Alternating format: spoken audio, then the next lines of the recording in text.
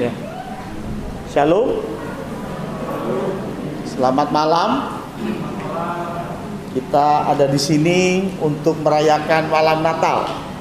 Itulah mengapa saya pakai topi yang ada di atas ini ya. Selamat datang Pak Joko, lama tak jumpa ya. Dan kita akan mulai ibadah ini dengan doa. Mari kita bangkit berdiri. Kita akan berdoa di hadapan Tuhan.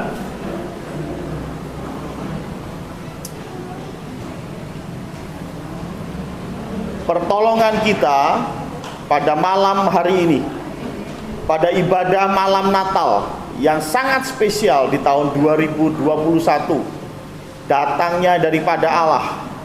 Allah yang menciptakan langit dan bumi beserta dengan segala isinya. Allah yang setia, yang tidak pernah meninggalkan pekerjaan tangannya. Turunlah atas kita sekalian kasih karunia dari Tuhan Yesus Kristus dan persekutuan oleh Roh Kudus. Amin. Silakan duduk. Theophilus yang mulia, semua peristiwa ini kutuliskan padamu supaya engkau dapat mengetahui tentang kebenaran yang sesungguhnya.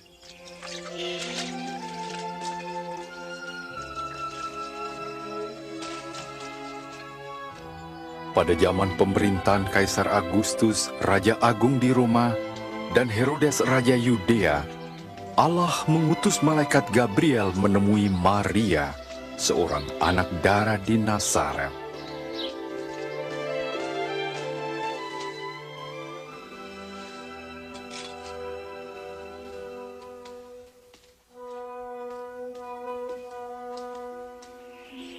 Jangan takut, sebab engkau beroleh kasih karunia dari Allah. Sesungguhnya engkau akan mengandung dan melahirkan seorang anak laki-laki dan menamai dia Yesus. Bagaimana mungkin? Aku masih perawan. Roh Kudus akan turun ke atasmu, dan anak itu akan disebut Anak Allah yang Maha Tinggi. Kerajaannya tidak akan berkesudahan. Maria pergi ke Yudea, mengunjungi Elisabet saudaranya yang juga mengandung secara ajaib. Elisabet, Maria,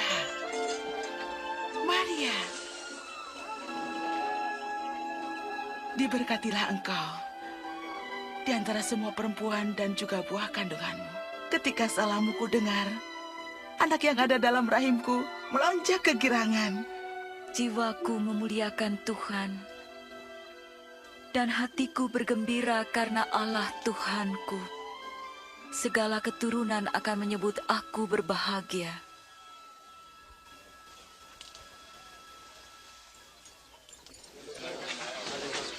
Hai penduduk Nazaret, Kaisar Agustus memerintahkan diadakannya sensus penduduk di seluruh wilayah Galilea dan Yudea. Setiap orang harus mendaftarkan diri, masing-masing di tempat kelahirannya.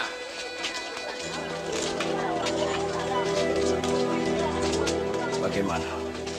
Kita akan mencoba mencari tempat untuk beristirahat, Maria. Maria pun pergi ke Bethlehem untuk mendaftarkan diri bersama Yusuf tunangannya. Ternyata tidak ada tempat menginap bagi mereka, kecuali sebuah kandang yang hina.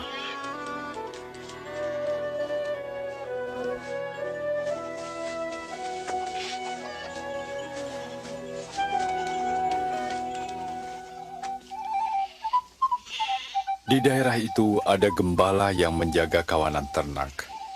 Tiba-tiba malaikat Tuhan berdiri dekat mereka, dan kemuliaan Tuhan bersinar atas mereka. Hari ini telah lahir bagimu Juru Selamat, yaitu Kristus Tuhan di kota Daud.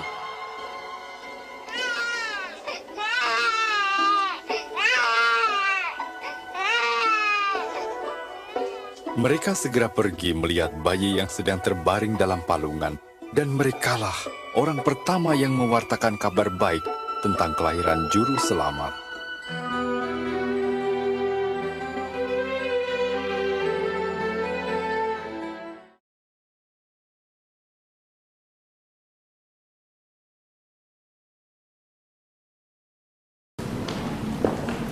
Shalom Bapak Ibu saudara sekalian. Wow, suaranya kurang kenceng. Shalom. Luar biasa sampai hari ini ya. Tadi kita sempat melihat ya cuplikan kisah kelahiran Tuhan Yesus. Beruntung sekali para gembala yang mendapatkan kabar sukacita dari para malaikat dan mereka menyaksikan sendiri kelahiran Tuhan Yesus pada waktu itu. Dan kita nih ya, kita kan sudah ditebus oleh Tuhan. Amin.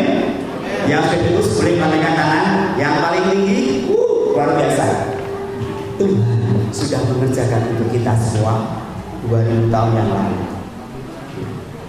Dan para gembala pun menjadi saksi pertama menerima kabar sukacita, menyampaikan kabar sukacita kepada banyak orang.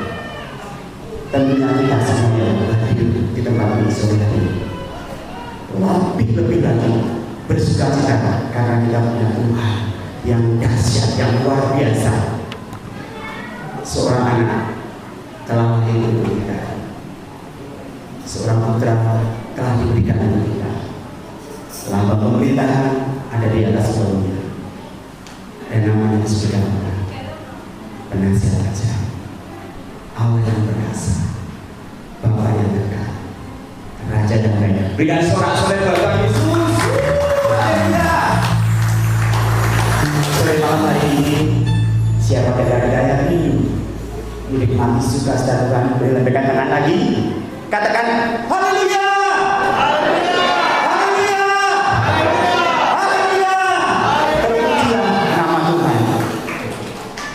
Tuhan sudah turun ke dunia, bahkan dia rela lahir di tempat yang paling hina, di dalam palungan. Supaya apa? Supaya kita semua yang sudah ditebus, yang orang-orang hina, orang-orang berdosa itu layak dilayani oleh Tuhan, oleh darah Tuhan. Kita sudah ditebus. Amin, Bapak Saudara. Katakan haleluya, haleluya. Siapa nanti kita untuk jadi palungan buat Tuhan Yesus? Beribadah yang istimewa karena Tuhan lebih dulu menerima kita menjadi anak-anak yang istimewa. Mari kita ambil sahabat sejenak. Kira-kira setiap kita pribadi lepas pribadi menyatakan hati kita menjadi pahlawan bagi Sang Kristus yang menjadi juru selamat kita. Kita akan mewartakan kabar sukacita, kabar keselamatan.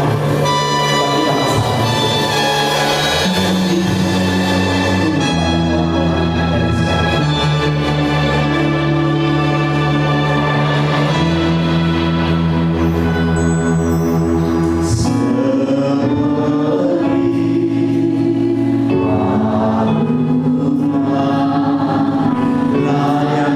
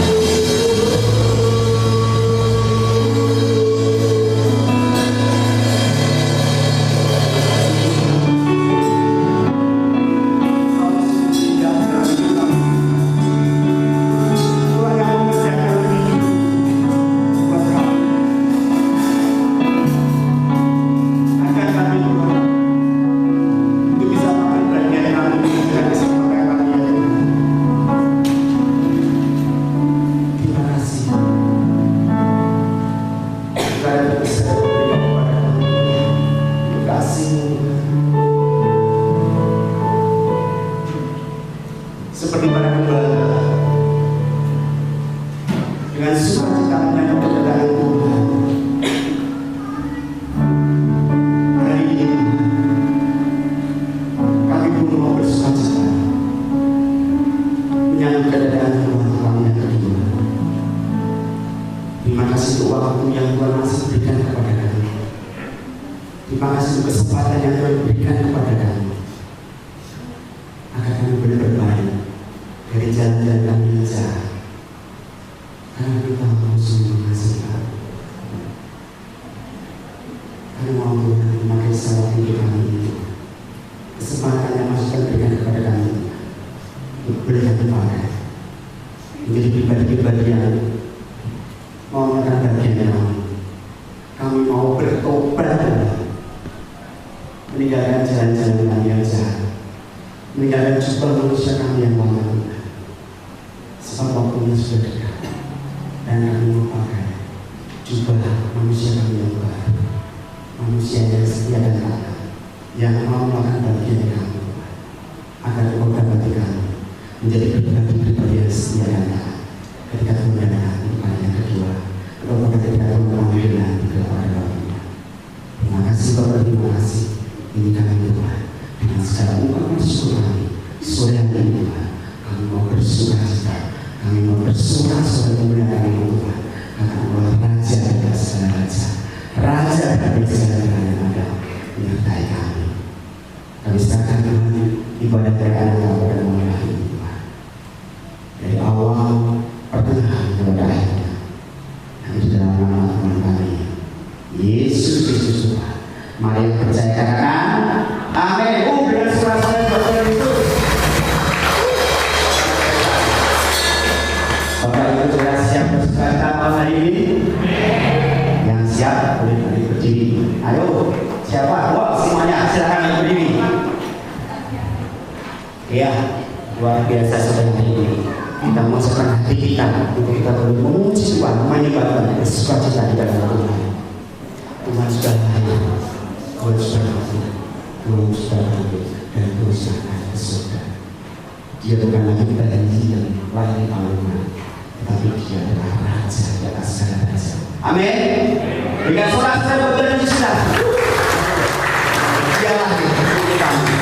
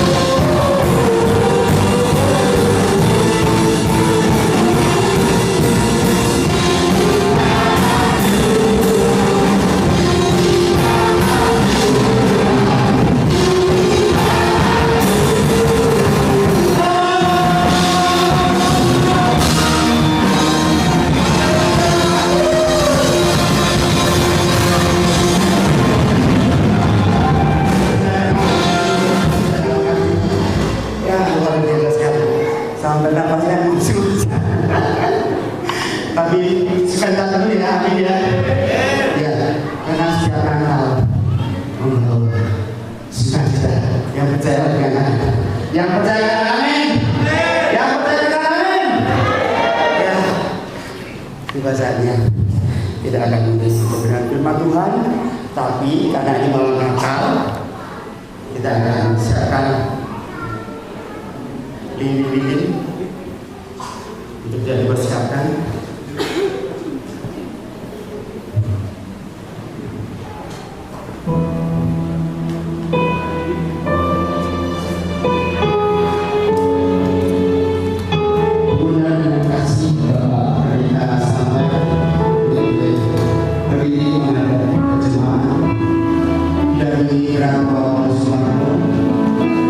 Kemudian undang kasih juga presiden juga bersama berdiri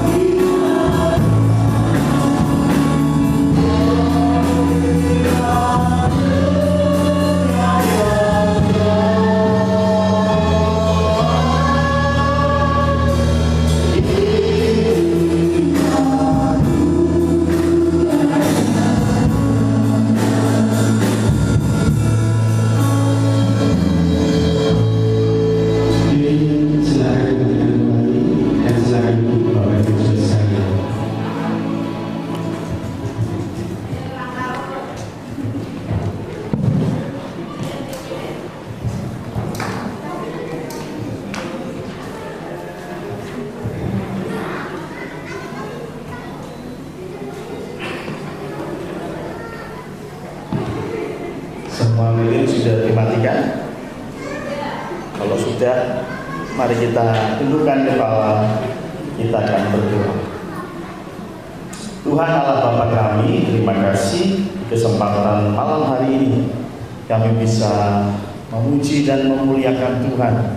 Terima kasih untuk panitia Hari Baru yang mempersiapkan ini dengan berjerih lelah, tetapi biarlah malam hari ini kami bisa bersuka cita mengingat kelahiran Tuhan di dunia ini. Terima kasih Tuhan, sebentar kami akan duduk diam mendengarkan firman Tuhan, Engkau yang berbicara.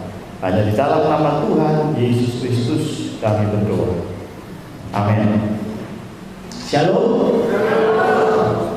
Dan hari ini kita kembali mengenai hari kelahiran Tuhan Yesus Kristus. Bagaimana Allah menjadi manusia, ya. Karena itu izinkan saya mengucapkan selamat hari Natal untuk Bapak Ibu sekalian. Tahun barunya nanti minggu depan. Jadi sekarang selamat hari Natal. Dan hari ini sering sekali dijadikan perdebatan, apakah Natal betul-betul tanggal 25 Desember. Saya bikin 2 pendalaman Alkitab, hanya urusan tanggal, ya. Tetapi sebetulnya Tuhan Yesus lahir tanggal berapa sih? Saya mau tanya ya. Siapa di sini yang tahu tanggal lahirnya Pak Jokowi? Gak ada tahu ya? Gak ada yang tahu. Mungkin tahu ya 1-2 ya. Tapi bukankah yang lebih penting bukan tanggal lahirnya Jokowi? Yang jauh lebih penting apa yang Presiden kita sudah lakukan selama dia menjabat, betul nggak? Ya, tanggal dia lahir penting nggak? Ya, penting nggak penting. Sama halnya dengan Yesus Kristus yang kita rayakan kelahirannya. Ada yang merayakan minggu kemarin, ada yang merayakan sekarang, bahkan ada yang merayakan minggu depan. Semua boleh. Yang penting kita kembali mengingat apa yang Tuhan lakukan untuk kita. Itu yang jauh lebih penting. Khotbah saya pada malam hari ini diambil dari Yunus pasal yang ketiga. Saya minta tolong bisa untuk dibuka Alkitabnya untuk kita membaca Yunus pasal yang ketiga. Kita akan baca dari ayat 1 sampai dengan ayat yang ke-10. Dan saya kira saya akan berganti-gantian ya. Saya ayat 1, panjenengan sedoyo ayat 2 dan seterusnya. Demikian firman Tuhan. Datanglah firman Tuhan kepada Yunus untuk kedua kalinya. Demikian.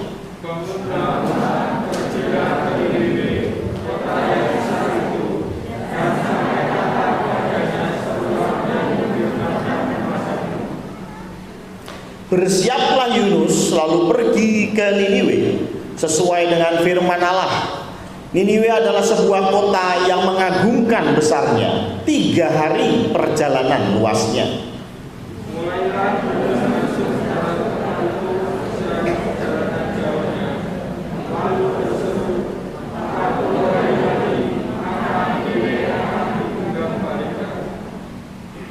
Orang Niniwe percaya kepada Allah, lalu mereka mengumumkan puasa, dan mereka baik orang dewasa maupun anak-anak mengenakan kain kabung.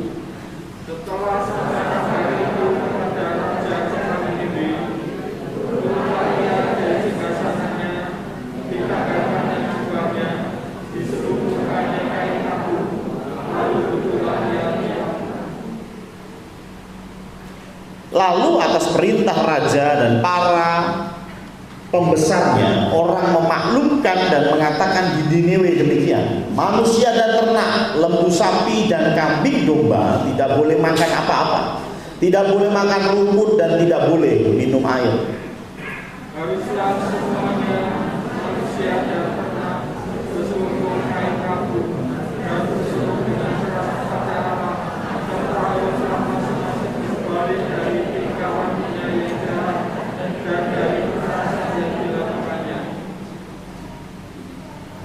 Siapa tahu mungkin Allah akan berbalik dan menyesal serta berpaling dari murkanya yang menyala-nyala itu, sehingga kita tidak binasa.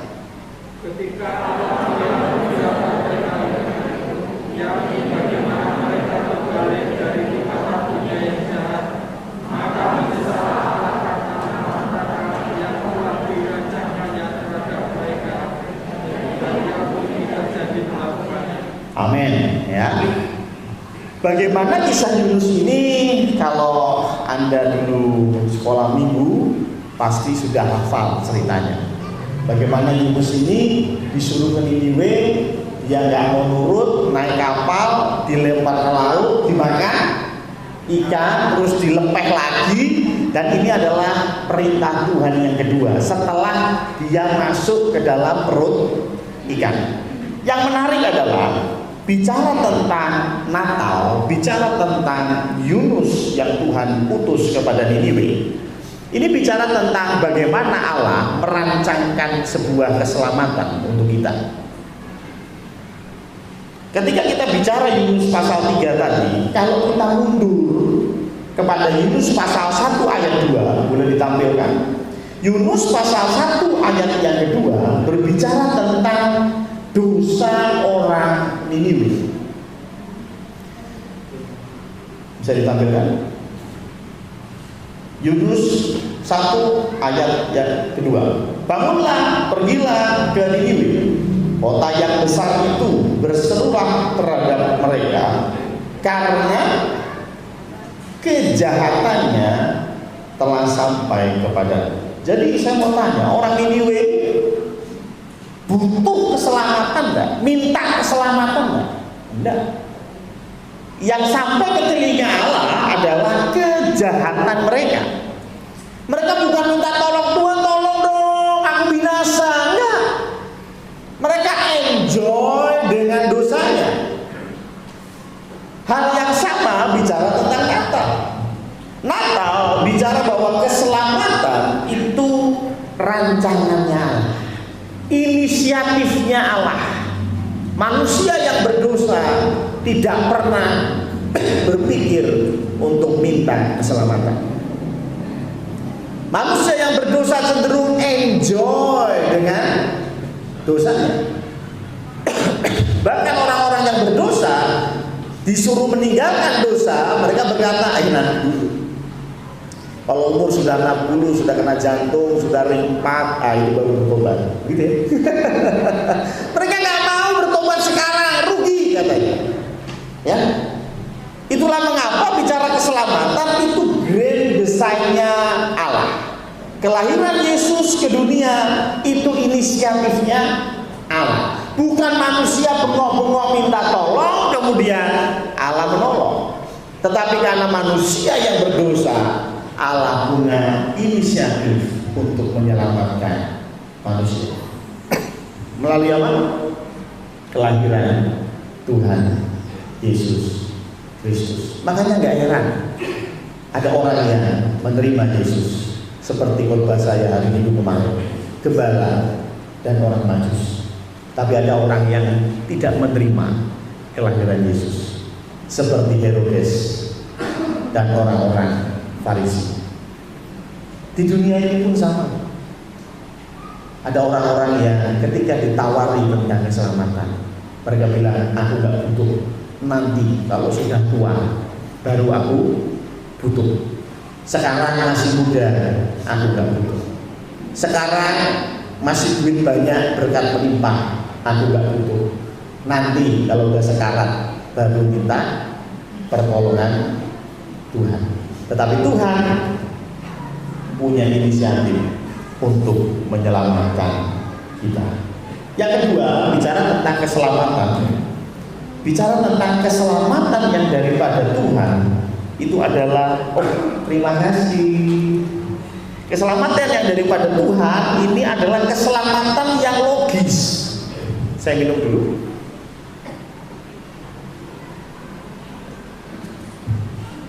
Kenapa saya bilang ini keselamatan yang logis? Ada ceritanya. Tadi si Yunus diutus pergi ke mana? Niniwe. Ya kan? Niniwe itu apa? Niniwe ini adalah satu kota. Coba kita buka di Kejadian 10 ayat 11. Satu kota yang dimana ini adalah ibu kota bangsa Asyur. Ya. Kejadian 10 ayat yang ke-11 bicara tentang bagaimana dia pergi ke Asyur lalu mendirikan Niniwe. Bisa juga kita ambil dalam 2 Raja-Raja 19 ayat yang ke-36. Ini juga bicara tentang Niniwe adalah ibu kota dari Asyur. Sebuah kota yang besar dari Asyur. Siapa itu Asyur? Asyur ini negara yang besar sekali, cukup kuat, bahkan sangat kuat. Berkali-kali mereka menindas orang Israel. Orang Israel tidak pernah menyerang Asyur, tapi Asyur sering menyerang Israel. Kenapa? Asyur jauh lebih besar, Asyur jauh lebih kuat, dan Asyur jauh lebih sadis. Kalau nggak salah khotbah saya HUT RI ini bicara bagaimana Asyur adalah bangsa yang sadis. Ketika mereka menyerang satu kota, kalau kota itu mau menyerah, laki-laki dan perempuan akan dibawa sebagai budak. Tapi kalau mereka tidak mau menyerah, maka laki-laki akan dipotong tangan dan kakinya dan dibiarkan begitu saja sampai mati. Yang perempuan dan anak-anak dijadikan budak. Ya. Ini Asyur, kejam, besar, kuat. Yang menarik begini, zaman dulu dewa itu dikaitkan dengan kekuatan satu bangsa. Jadi kalau bangsanya itu besar, bangsanya itu kuat, berarti dewanya kuat. Makanya zaman dulu orang-orang yang menyembah dewa-dewa punya banyak dewa. Oh, kota A itu kuat karena dia menyembah dewa Zeus misalnya. Oh, kota B itu jauh lebih kuat lagi karena dia menyembah dewa Neptunus. Berarti dewa Neptunus lebih kuat dari dewa Zeus. Jadi kondisi satu bangsa berbanding lurus dengan dewanya. Amin. Jadi kalau negaranya itu kuat, besar, dewanya pasti kuat dan besar. Gitu ya. Sekarang coba kita perhatikan, Yunus berasal dari negara Israel, kecil mungil, bahkan sering ditaklukkan oleh Asyur. Bisa baca Yesaya, Yeremia. Asyur itu sering menaklukkan yang namanya Yerusalem, dan menaklukkannya cukup mudah. Kenapa? Kecil. Asyur negara yang besar. Tiba-tiba ada satu orang dari Israel, mereka mengajarkan tentang satu Allah, satu dewa. Betul ya? Namanya Yahweh. Ada yang tahu siapa nama dewa yang diagungkan di Niniwe? Dewa yang diagungkan di Niniwe adalah dewa Dagon. Ya, dewa Dagon. Ada banyak literatur tentang Dagon di Alkitab, tapi baca sendiri ya, ada nanti kelamaan ya. Jadi Dagon ini dewa yang disembah oleh orang Niniwe. Yunus menyembah Yahweh. Bangsanya kecil, betul ya? Kerajaannya kecil, sedangkan orang Niniwe menyembah Dagon. Kerajaannya besar dan mereka punya persepsi dewanya juga besar. Pertanyaannya sederhana, kok bisa mereka percaya sama Yunus? Harusnya kan diketawain kok. Loh, kamu tuh mau ngajarin aku dewa, tentang dewa siapa? Dewa Yahweh. Kami itu punya dewa yang jauh lebih besar, namanya Dagon. Itulah mengapa bangsa kami Asyur menaklukkan bangsa-bangsa lain, karena dewa kami dewa Dagon. Betul kan? Yunus tanda kutip datang dan diutus oleh Allahnya orang Israel yang kotanya kecil, yang kerajaannya kecil. Tapi kok bisa kota Niniwe bertobat? Gak cuma bertobat lah, kota Niniwe mendengar perkataannya Yunus saja, itu sudah bagus. Karena sekali lagi Yunus itu dari kota kecil. Ya. Seperti ada seseorang datang dari Wonoplembon, itu nggak tahu apa nggak dipetah ya. Dari Wonoplembon dan datang ke Jakarta dan bicara tentang saham di Bursa Efek. Ya, lu siapa? Ya, lu orang mana? Ya, dan bicara tentang saham di Bursa Efek, ya kan? Padahal berasal dari kota kecil yang mungkin internet aja nggak nyampe. Ya. Dan anehnya orang Niniwe mendengarkan apa yang Yunus sampaikan, nggak cuma mendengarkan, bahkan mereka bertobat. Saya mau tanya yang LCD, Bigel ya, Bigel HP, laptopnya bisa connect internet ya? Bisa. Coba buka browser, cari di Google Dagon. Munculkan gambar Dagon di sini. Dagon itu dewanya orang Niniwe, saya lagi orang Asyur. Mereka menyembah dewa Dagon. Pertanyaannya, dewa Dagon ini kayak apa? Coba kita lihat. Agak lama kan? Oke. Ya, tapi sambil menunggu dan nanti akan ditampilkan, daripada kita bengong, saya akan kasih clue-nya. Dewa Dagon itu dalam bahasa Ibrani dak, itu ikan. Jadi dewa Dagon adalah dewa ikan. Cari di internet sekarang. Saya kalau ngomong bisa ada cek di internet. Bener ya apa yang saya ngomong? Dagon itu dewa ikan. Dan yang menarik, Yunus ditelan oleh ikan. Sekarang saya berpikir satu skenario. Ketika Yunus dimakan oleh ikan, kemudian dia datang ke Niniwe dan sampai daerah pesisir Niniwe, ikan itu memuntahkan Yunus. Orang yang ada di sana akan melihat Yunus adalah orang yang keluar dari, paham? Orang Niniwe akan melihat Yunus itu adalah orang yang keluar dari ikan, dan mereka menyembah dewa ikan. Mereka, ya ini salah satu gambarnya. Ini adalah Dagon, ya, dewa ikan. Maka dari itu nggak heran mereka mendengarkan apa yang Yunus sampaikan.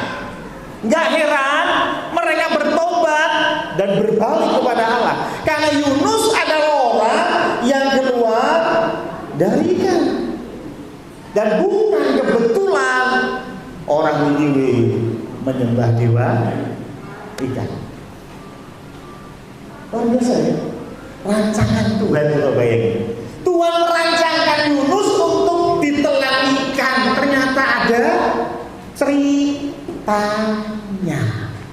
Kalau Yunus gak ditelan ikan, kalau Yunus gak dimuntahkan oleh ikan, dia datang saja begitu, orang Niniwe gak akan dengerin dia. Tapi karena dia adalah orang yang keluar dari mulut ikan. Ingat ya, ini gak ditulis ikan apa. Mungkin ikannya bentuknya kayak gini ya.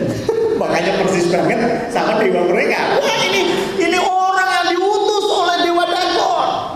Mereka mendengarkan apa yang disampaikan oleh Yunus dan terjadi pertobatan. Natal juga sama. Tuhan merancangkan keselamatan, tetapi keselamatan yang logis. Pokoknya gue percaya pasti selamat. Logis ya? Ya nek ngono tok Anda nggak akan paham. Tetapi coba Anda lihat khotbahnya Stephen 2 minggu yang lalu. Dia jelaskan kenapa Tuhan Yesus disebut juru selamat. Karena manusia hanya bisa diselamatkan oleh manusia yang tidak berdosa. Logis. Kenapa manusia yang tidak berdosa yang bisa jadi juru selamat? Karena yang dosa itu manusia. Yang dosa manusia yang disembelih kambing. Logis nggak? Enggak.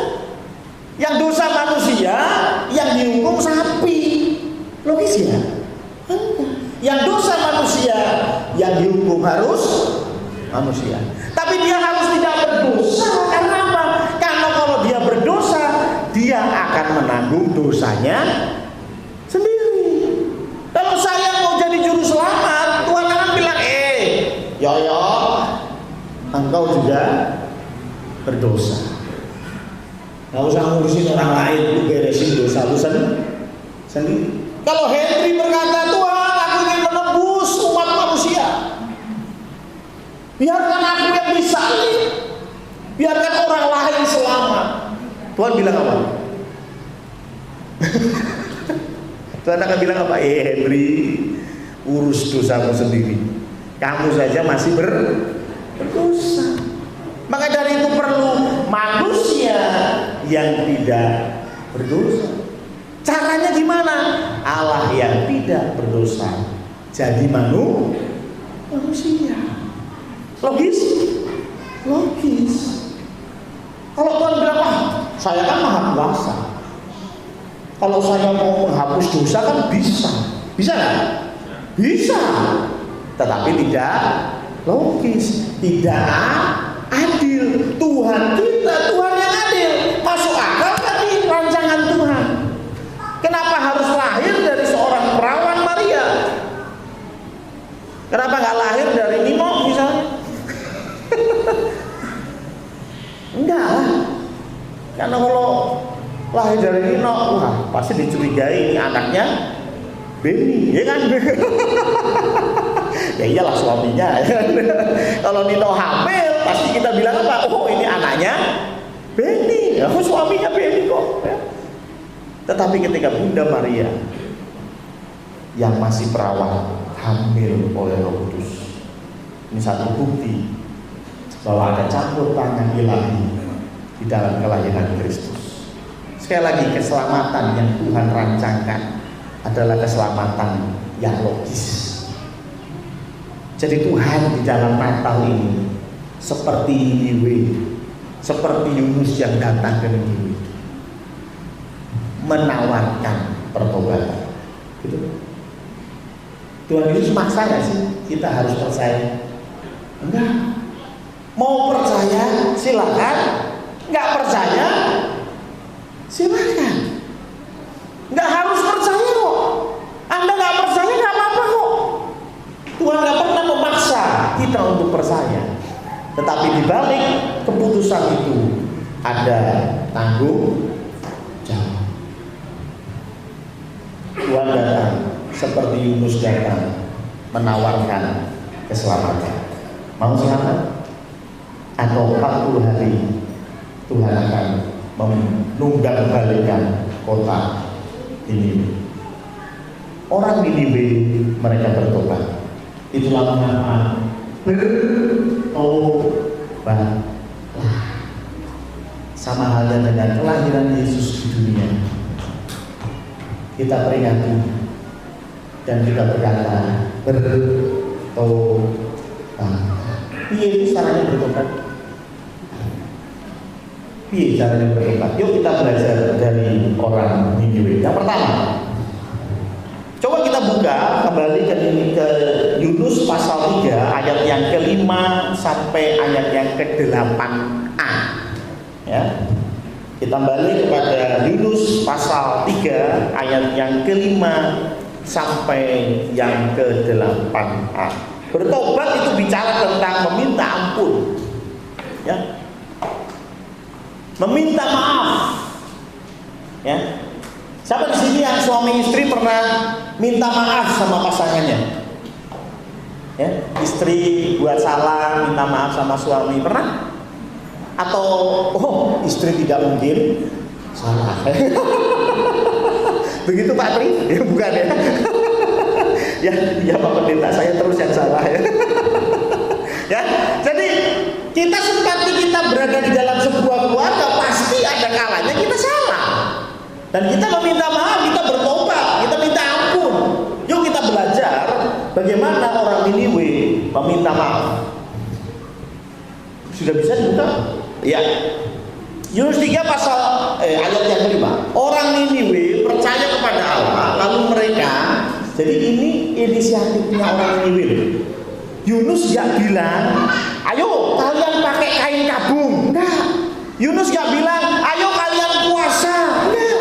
Tetapi mereka mengumumkan puasa, dan mereka baik orang dewasa maupun anak-anak mengenakan kain kabung. Ayat 6. Setelah sampai kabar itu kepada raja kota Niniwe, turunlah ia dari singgasananya. Jadi raja saja sampai turun dari singgasananya, dia melepas jubahnya, pakai kain kabung, dan duduk ia di agung.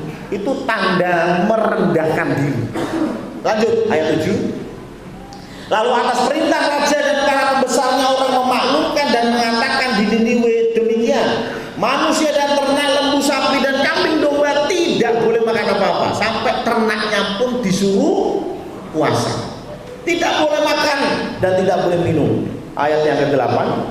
Haruslah semuanya manusia dan ternak berselubung kain kabung. Jadi mereka punya inisiatif. Inisiatifnya merendahkan diri. Kalau hari ini Anda sedang punya masalah dengan pasangan, Anda punya masalah dengan anak, anak punya masalah dengan orang tua, mungkin Anda punya masalah dengan Pak LT, minta maaf. Bisa orang minta maaf. Merendahkan diri. Guru, maaf ya, maaf ya. Itu minta maaf ya. Hen, sorry ya, minta maaf ya. Ajak ribut. Ya kan, ajak ribut itu ya. Kalau engkau memang serius minta maaf, engkau serius bertobat dari kesalahanmu, rendahkan dirimu. Kepada pasanganmu, engkau ada masalah hari-hari ini, minta maaf. Caranya apa? Merendahkan diri. Orang tua boleh nggak merendahkan diri? Boleh. Anak-anak boleh nggak merendahkan diri di hadapan orang tua? Harus. Betul? Kalau engkau tidak mau merendahkan diri, sebetulnya engkau tidak sedang bertobat, engkau tidak sedang minta ampun. Daud ketika dia jatuh dalam dosa, ditegur oleh Nabi Nathan, dia tersungkur sampai mukanya ke tanah. Kadang-kadang kita itu kalau minta maaf ada tapinya. Ya. Suami minta maaf ke istri, ya udah mah, papa minta maaf. Tapi kan mama tahu, papa kan nggak punya maksud seperti itu. Ada tapinya, ya. Tapi kan mama duluan yang gitu, ya. Mama duluan yang sewot, ya saya ikutan sewot, maaf ya, tapi maaf ya, tapi betul ya. Anak minta maaf sama orang tua, maaf ya pak, aku pulangnya terlambat, tapi kan ini gara-gara papa gak pernah izinin aku main, makanya ketika aku izinin main kebablasan, kembali nyalain bapaknya. Betul ya. Ketika aku punya salah di hadapan Tuhan, merendahkan diri, gak usah pakai tapi. Tuhan, aku salah, aku minta ampun. Gak usah pakai tapi. Tuhan, aku salah, tapi kan kondisinya begitu, teman-temanku semua melakukan itu. Masa sih saya nggak boleh Tuhan? Ini yang minta maaf, aku ngejarin pun. Minta maaf, minta maaf. Gak usah pakai tapi. Tuhan, aku merendahkan diri. Selain itu apa sih merendahkan diri di hadapan Tuhan? Puasa boleh, Anda mau puasa di hadapan Tuhan boleh. Anda datang ke tempat ini. Ini bagian dari merendahkan diri. Saya pernah cerita tuh. Kalau cuma mau berdua di rumah bisa nggak? Bisa. Kalau cuma mau mendengarkan firman di rumah bisa nggak? Bisa. Tapi ngapain Anda jauh-jauh ke sini? Di sini juga sumuh, di rumah nggak sumuh. Jauh-jauh ke sini buat apa? Apa kita nggak tahu? Tadi ketika lilin dinyalakan, bikin story kita, bikin story supaya WA-nya ada isinya, semua orang tahu saya Natalan, begitu kan? Ya?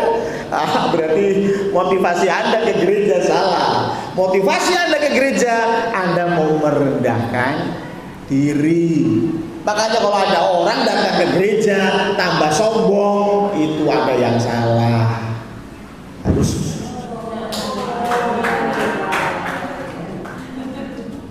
ketika kita merendahkan diri di hadapan Tuhan, harusnya di dalam kita beribadah pun kita merendahkan diri. Kita sadar bahwa kita berdosa. Kita sadar bahwa kita ini minta ampun kepada Tuhan. Karena itu merendahkan diri. Yang kedua, apa yang dilakukan orang Niniwe masih di ayat yang sama. Dan berseru dengan keras kepada Allah. Gimana? Berseru dengan keras kepada Allah. Kira-kira berseru apa? Kalau saya ada salah dengan Mas Har tadi, terus saya datang ke Mas Har tadi, saya minta maaf. Sorry, aku salah. Gitu doang. Sorry ya bro, aku salah. Gitu doang. Anda harus mengakui kesalahanmu di hadapan Tuhan. Salahmu itu apa? Dosamu itu apa? Akui itu di hadapan Tuhan. Ini yang disebut dengan membereskan dosa di hadapan Tuhan. Beresin itu dosa. Kalau Anda merasa bahwa Anda berdosa, saya sudah berbohong Tuhan, akui itu di hadapan Tuhan. Tuhan, aku bohong dan aku tahu itu aku dosa. Ada satu cerita menarik ketika ada seorang anak muda cerita sama saya, dan dia sedang bercerita tentang kesalahan dia. Dia sedang bercerita tentang kesalahan dia. Kesalahan dia bukan sama saya sih, tapi dia bercerita tentang kesalahan dia. Tapi yang menarik ketika dia bicara itu, kalimatnya terbantah-bantah. Ketika dia bicara, kayak mau nangis. Oh, aku salah dalam Tuhan. Ya. Ini bicara tentang penyesalan. Apa yang kamu sesalkan? Omongin. Jangan cuma Tuhan, aku minta maaf. Engkau tahu isi hatiku, amin. Bukan. Omong di hadapan Tuhan, kesalahanmu apa? Seperti orang Niniwe, dia berseru di hadapan Tuhan. Omong di hadapan Tuhan, salahmu itu apa? Gak cuma minta maaf sebagai sebuah rutinitas. Setiap kita ibadah, sebelum mulai ibadah, kita berdoa, Tuhan ampunilah kesalahan kami. Kesalahan yang mana? Sudahkah kau mengakuinya di hadapan Tuhan? Lakukan apa yang dilakukan orang-orang ini. Mereka berseru di hadapan Tuhan. Mereka mengaku dosanya di hadapan Tuhan. Natal kali ini kita pun harus mengaku di hadapan Tuhan dosa-dosa yang masih kita lakukan. Tapi Pak Pendeta, saya sudah bertobat, saya sudah terima Yesus. Terima Yesus bukan berarti Anda tidak berbuat dosa. Betul? Orang yang terima Yesus masih bisa berbuat dosa? Masih. Karena itu perlu bertobat dan bertobat. Perlu merendahkan diri, perlu ngaku sama Tuhan dosaku itu apa. Dan yang terakhir, kembali ke Yunus pasal 3 ayat yang ke-9. Ini menarik. Siapa tahu? Siapa tahu itu berarti kan pasti dah. Enggak ya? Siapa tahu saya pulang gereja ketemu sama Pak Aris, siapa tahu, gitu? Ya, kita nggak tahu, siapa tahu. Siapa tahu mungkin Allah akan berbalik dan menyesal. Kalau boleh saya terjemahkan dalam bahasa saya, siapa tahu mungkin Allah mengampuni kita. Ini bahasa yang menarik. Terkadang ketika kita minta maaf sama seseorang, kita minta maaf sama Pak Marno misalnya, saya minta maaf sama Pak Marno, terus jadi kebalik, kita yang menuntut untuk Pak Marno memaafkan. Saya udah minta maaf loh sama Pak Marno, Pak Marno nya nggak mau maafin saya. Wah, Pak Marno kurang ajar, gitu loh, gitu. Loh, yang salah siapa? Saya loh. Saya salah. Saya minta maaf sama Pak Marno. Pak Marno memberi maaf atau tidak, itu bukan urusan saya. Betul? Kita minta maaf di hadapan Tuhan. Jangan terus saya pasti yes akan diampuni. Ya memang firman Tuhan bilang begitu. Tetapi itu bukan hakmu. Saya ulangi ya. Pengampunan itu bukan hakmu. Pengampunan itu kasih karunia. Makanya menarik dikatakan, siapa tahu mungkin Allah akan mengampuni kita. Anda berdosa di hadapan Tuhan, Anda merendahkan diri, Anda omong Tuhan aku salah. Tapi jangan pernah menunggu Tuhan. Tuhan, ampuni saya dong. Tuhan, kembalikan aku di posisiku semula dong. Aku kan sudah minta maaf. Begitu juga dengan pasangan kita, dengan anak-anak kita, dengan teman kita. Kalau kau sudah melukai perasaannya, terus kau minta maaf, kalau dia bisa jadi temanmu lagi, ya bagus. Tapi jangan menuntut itu, ngerti ya? Jangan terus saya tuh udah minta maaf sama dia, tapi dianya nggak mau deket sama saya sekarang. Salahnya dia, iya tuh. Anda diberi ampun itu bukan hak Anda. Anda diberi ampun karena kasih karunia. Anda minta maaf sama Tuhan bukan berarti Anda punya hak untuk diampuni. Saya ulangi. Pengampunan yang daripada Tuhan adalah kasih karunia. Berarti kita nggak pasti diampuni dong. Firman Tuhan bilang kita pasti diampuni. Tetapi sebetulnya itu bukan hak kita. Jangan pernah berkata aku diampuni karena aku minta maaf. Enggak. Kamu diampuni bukan karena kamu minta maaf. Kamu diampuni karena Tuhan ingin mengampuni. Betul? Kalau begitu ngapain kita minta maaf? Ngapain kita berdoa? Ngapain kita ngomong dosa kita di hadapan Tuhan? Ngapain? Oh, Tuhan sudah jelas dia mau mengampuni kita walaupun kita tidak omong.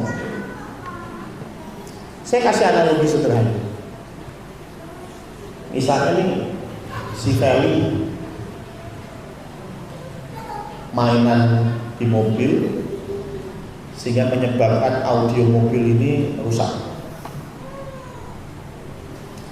Papahnya si Anton tahu yang ngerusakin Feli, tahu yang ngerusakin audio mobil itu Feli, gara-gara dipencet kokomelon, terus error, ya kan? Tahu papanya, dan saya yakin ayahnya sudah mengampuni Feli. Sudah ya? Gak mungkin ayahnya marah hanya gara-gara audionya rusak diutik-utik sama si Feli. Tapi coba bayangkan, kalau Feli datang kepada papanya dan bilang, Pak, aku minta maaf karena aku merusak mobilnya Papa. Gimana perasaan seorang ayah? Lebih senang? Ya, pasti. Ketika Pak Gunawan dengan Chandra misalnya, Chandra bikin kesalahan, salah. Pak Gun tahu Chandra salah. Sebelum Chandra ngomong, Pak Gun sudah mengampuni Chandra. Tapi kalau Chandra datang kepada Pak Gun, Pak, saya salah, ampuni aku. Perasaannya Pak Gun jauh lebih baik kan? Nah, sebelum kamu datang minta maaf, Bapak sudah ngampuni kamu. Tapi kamu tahu diri, kamu datang untuk minta maaf, itu poin itu. Tapi sekali lagi, Bukan gara-gara kita minta ampun, Tuhan mengampuni. Pengampunan turun karena kasih karunia. Jangan pernah lupakan itu. Dan ketika kita menerima kasih karunia, kita jauh lebih bersyukur. Kalau mau diampuni karena hasil usahamu, itu namanya upah. Betul ya? Kamu begini, nanti saya ampuni. Berarti pengampunan itu upah. Kalau semua orang dikasih pengampunan, itu namanya jatah. Betul ya? Setiap orang dapat jatah beras setengah kilo semua itu jatah. Tetapi kalau Tuhan memilih Henry diampuni, saya diampuni, Pak Aris diampuni, itu bicara kasih karunia. Tuhan sudah mengampuni kita bahkan sebelum kita mengakui dosa kita. Tapi penting untuk kita mengakuinya di hadapan Tuhan. Orang Niniwe mengajarkan kita bagaimana meminta ampun di hadapan Tuhan. Biarlah Natal kali ini Tuhan Yesus kembali kita peringati kelahirannya. Jangan ribut masalah tanggalnya, tetapi pahamilah Yesus datang untuk menyelamatkan. Mau apa enggak? Mau, bertobatlah. Lakukan seperti yang orang Niniwe lakukan. Amin. Mari kita tundukkan kepala, kita berdoa. Tuhan Allah Bapa kami, terima kasih Tuhan untuk pemberitaan firman yang sudah kami dengar. Kami percaya ketika kami ditegur pada malam hari ini, mungkin kami belum mau bertobat, mungkin kami masih enjoy dengan dosa kami. Tetapi biarlah Natal 2021 mengingatkan kami, Tuhan menawarkan kami keselamatan. Karena Tuhan sudah merancangkannya sedemikian luar biasa. Tinggal kami mau ambil komitmen untuk bertobat atau kami kehilangan kesempatan untuk bertobat. Biarlah Tuhan Roh Kudus turun atas kami sehingga kami menjadi orang-orang yang menerima kasih karunia daripada Engkau. Hamba-Mu sudah selesai berbicara, dan biarlah Engkau yang akan sempurnakan. Hanya di dalam nama Tuhan Yesus Kristus kami berdoa. Amin.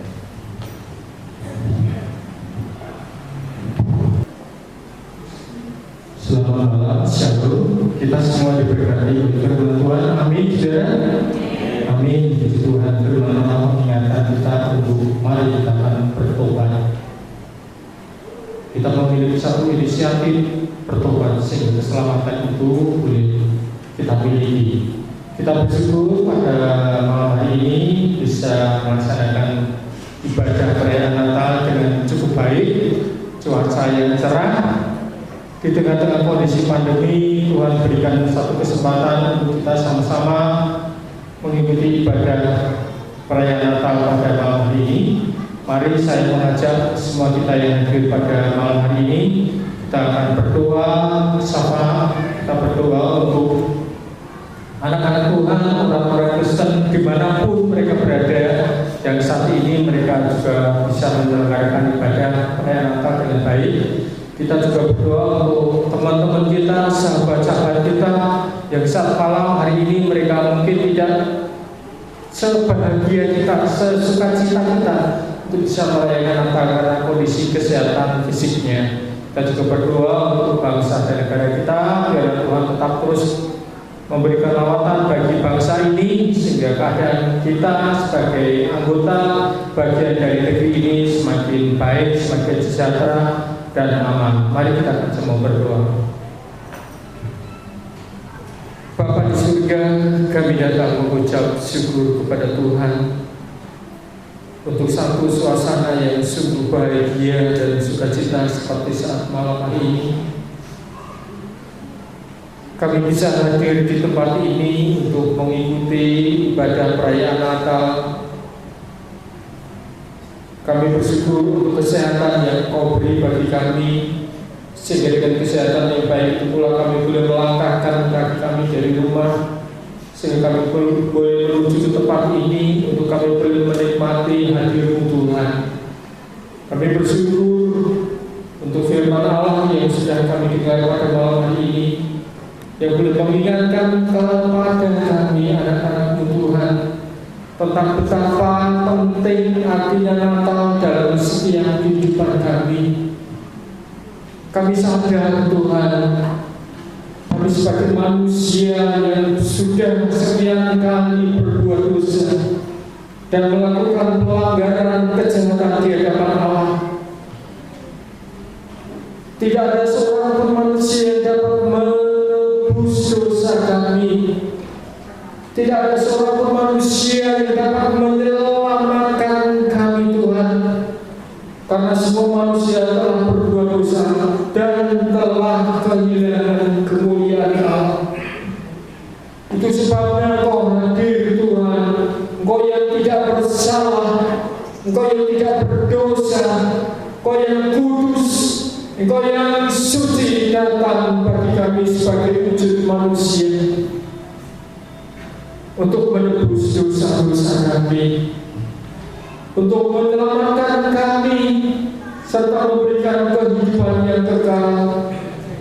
Itu merupakan inisiatif Allah, rencana Allah, supaya kami tidak mengalami kematian yang kekal, tetapi kami memperoleh satu kehidupan yang kekal yang Allah sudah sediakan bagi setiap orang yang percaya kepada Engkau. Terima kasih Tuhan untuk kebenaran firman Allah yang mengingatkan kami betapa perlunya, betapa pentingnya untuk kami bertobat, menyadari setiap kesalahan kami, setiap dosa-dosa kami di hadapan Engkau Tuhan. Ampuni kami, bimbing kami, tuntun kami dengan Roh Kudus Tuhan, agar setelah kami boleh menerima Engkau sebagai Tuhan dan Juru Selamat kami akan tetap terus menjaga iman kami, sehingga kami tetap terus membangun satu hubungan kami yang semakin dekat dengan Engkau. Terima kasih Tuhan, terima kasih Yesus untuk firman-Mu yang sungguh indah boleh kami dengar pada malam hari ini, menguatkan kami, memberkati setiap kami yang hadir pada malam hari ini, sehingga sekiranya nanti kami pulang dari tempat kami ini, kami pulang menjadi pribadi-pribadi yang berbeda. Hidup kami telah diperbarui oleh firman Tuhan. Ajarkan kepada kami untuk kami peka dengan suara Allah, sehingga kami boleh melakukan firman-Mu dalam setiap kehidupan kami. Bapa di surga, malam hari ini kami berdoa untuk kekasih-kekasih kami, sahabat-sahabat kami Tuhan, yang mereka tidak bisa merayakan Natal seperti kami pada malam hari ini, oleh karena fisiknya mengalami kelemahan, tubuhnya mengalami sakit penyakit. Tuhan, kami berdoa kepada mereka, Engkau hadir bagi mereka, memberikan sukacita dalam diri mereka, sehingga mereka boleh merasakan sukacita Natal sekalipun mereka tidak bersama-sama dengan kami Tuhan. Bapa di surga, kami berdoa untuk anak-anak Tuhan, gereja-gereja Tuhan, baik di Semarang, di Jawa Tengah, di Indonesia, bahkan sampai di seluruh dunia yang saat ini mereka merayakan perayaan Natal ini Tuhan. Biarlah sukacita dan damai sejahtera Allah nyatakan dalam hidup mereka, sehingga mereka tidak takut menghadapi tantangan ke depan yang mungkin lebih sulit dan lebih sukar. Karena Engkau ada. Hari ini Engkau lahir buat mereka. Hari ini Engkau lahir buat kami semua yang ada di sini. Sebab itu ajar kepada kami tidak khawatir, tidak takut, karena bersama-sama dengan Tuhan Yesus kami memiliki masa depan yang jauh lebih baik. Terima kasih Tuhan, terima kasih Yesus. Kami berdoa untuk saudara-saudara kami, kekasih-kekasih kami yang saat ini tidak bisa merayakan Natal oleh karena kondisi keadaan mereka yang tidak memungkinkan untuk mereka dapat menikmati sukacita di hari Natal. Mungkin karena mereka terkena musibah, baik itu gempa, baik itu banjir bandang, ataupun yang terdampak oleh letusan gunung berapi. Tuhan, antara mereka ada banyak orang-orang Kristen, anak-anak Tuhan. Engkau berikan kepada mereka kekuatan ya Bapa, sehingga mereka boleh mampu sanggup menghadapi musibah ini dengan hati yang tetap terus berserah dan mengandalkan Engkau saja Tuhan.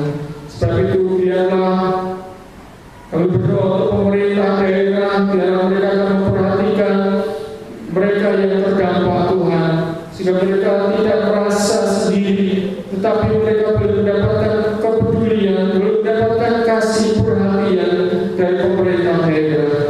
Bapak, kami berdoa untuk bangsa dan negara ini, para pemimpin bangsa ini. Kami bersyukur Tuhan, bila malam hari ini kami bisa menyelenggarakan Natal di tengah-tengah kondisi pandemi yang ada. Namun kami bersyukur Tuhan, kami jemaat Tuhan bisa menjaga diri kami dengan protokol kesehatan. Ini merupakan satu bukti wujud kesetiaan kami kepada bangsa. Sebab itu Tuhan, kami berdoa kepada mereka di dalam menentukan satu aturan-aturan kebijakan-kebijakan yang diambil oleh pemerintah kami, baik dari pusat sampai ke daerah. Tuhan berkati mereka Tuhan, segala putusan-putusan yang sudah diberikan, yang sudah diputuskan, memberikan dampak yang baik bagi warga masyarakat Indonesia, membawa kesejahteraan, ketenteraman dan kedamaian, sehingga negara ini segera dipulihkan Tuhan dari kondisi yang kurang mengenakan yang sekarang kami alami sampai dengan saat malam hari ini Tuhan. Sebab itu kami memberkati bangsa Indonesia, para pemimpin-pemimpin yang berjadi lelah mereka bekerja membuat aturan-aturan guna kemajuan bangsa ini. Tuhan berkati mereka, Tuhan sertai mereka, Tuhan lindungi mereka agar segala keputusan yang diberikan boleh menjadi satu dampak yang baik bagi pertumbuhan bangsa ini ke depan Tuhan. Terima kasih Bapa, inilah doa kami, ucapan syukur kami pada malam hari ini yang kami minta dan beralaskan di dalam nama Tuhan kami Yesus Kristus. Haleluya. Amin.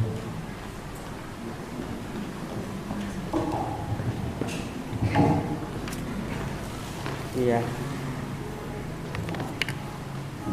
Ya, luar biasa, kita akhirnya sampai di penghujung ibadah pada malam ini yang sesuai dengan tanggal yang sudah dibagikan. Tepat pada pukul 19.30 kita sudah sampai di doa syafaat, dan Bapak Ibu sudah sekalian boleh minta maaf sebentar ya sebentar mengakhiri pada malam hari. Bapak Ibu di samping sana di sebelah kanan kita sudah terpampang terpajang pohon Natal yang dihiasi dengan pernak-pernik souvenir yang luar biasa, hasil dari tim kreatif dan panitia hari baru. Setelah berjalan dengan seksama beberapa waktu lamanya dan malam hari ini kita boleh menikmatinya, dan bukan hanya menikmatinya saja, tetapi nanti panjenengan bisa menerima souvenir yang terpajang di pohon Natal souvenir ini.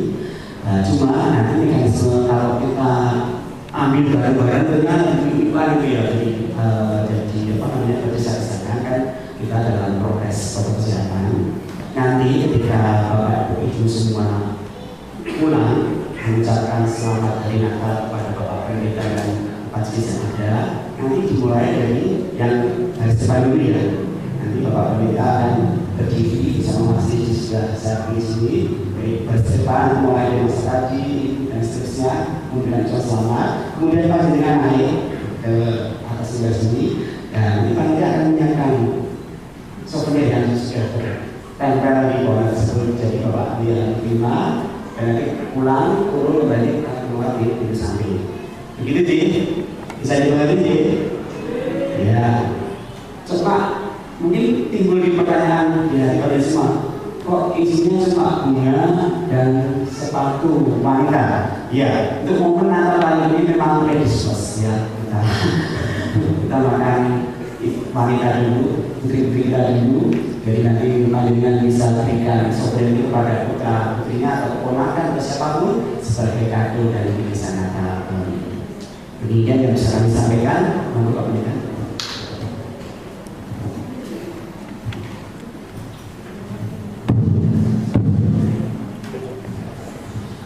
Ya, kita akan bangkit berdiri, kita akan tutup ibadah ini dengan doa berkat. Bapak Ibu sekalian, ibadah perayaan Natal 2021 sudah berlangsung dengan baik, dan ini semua karena pertolongan Tuhan. Karena itu pulanglah, angkat tanganmu, pandanglah Tuhan dengan hatimu, dan terimalah berkat Tuhan. Tuhan memberkati engkau, Tuhan melindungi engkau, Tuhan menghadapkan wajahnya kepadamu dan memberikan engkau damai sejahtera dari sekarang sampai selama-lamanya. Amin.